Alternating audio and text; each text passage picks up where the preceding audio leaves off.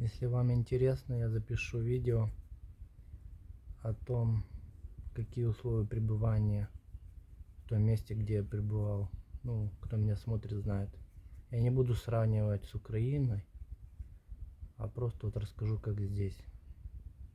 И я в приятном шоке от отношения к людям, от заботы, от персонала. Питание отдельная тема, это здесь дотрагивать не будем, потому что в Украине тоже питание там, где я был, было отличное. В каких-то моментах даже лучше. Опять же, все это сравнивать я не хочу. Я хочу рассказать, если это вам интересно, как здесь, какие мероприятия, какая терапия и все прочее. Если интересно, ставьте плюсик или пишите комментарии.